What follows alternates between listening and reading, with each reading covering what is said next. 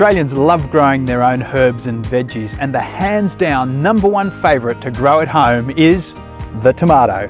Hardly surprising, as they are pretty easy to grow and the rewards can be huge. Delicious harvests that can roll on for a month or more from each plant.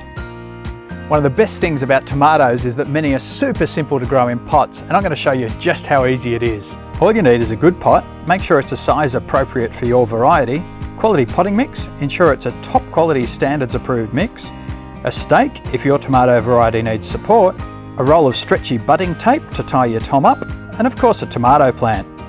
Before we get going, understand where tomatoes like growing. Think 5 to 6 hours of good sun a day and protection from strong and drying winds. The key to success with your potted harvest is your potting mix. Tomatoes, like a lot of herbs and veggies, are described by professionals as gross feeders. That basically means they like a lot to eat. So it's important that your potting mix contains excellent nutrient levels that will last over an extended period. I like this mix as it's been tailored for fast-growing big feeders like veggies. It contains controlled release osmocote and a special blend of concentrated organic nutrients, including seaweed extract to feed continuously for 3 months.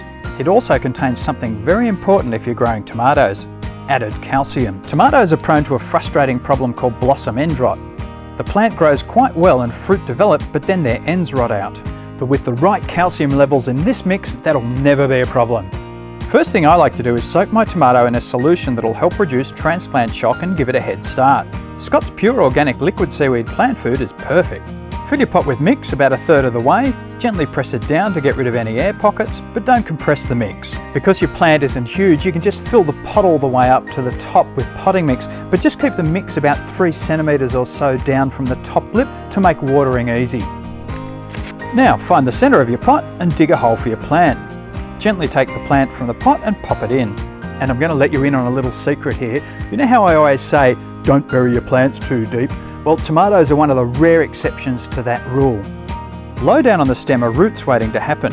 Plant your toms deeper than usual and these roots will trigger and your plants will establish and grow faster. Now make sure your mix is nice and level and put in a stake. Avoid pushing it through the root ball and tie off with budding tape. Don't strangle your plant though. Putting your stake in at planting time is a smart move as it avoids root damage later on. Put your pot in its final position, water well. I'm using a solution of Pure Organic Seaweed Plant Food, and you're done. With larger pots, it's easier to assemble them in situ rather than trying to move them once they're all put together. And completely optional, but I also like to mulch my tomato pots with some loosened mulch. It helps retain moisture and breaks down, adding extra nutrients. All you need to do then is keep your plants well watered, and before you know it, you'll be picking mouth-wateringly delicious tomatoes.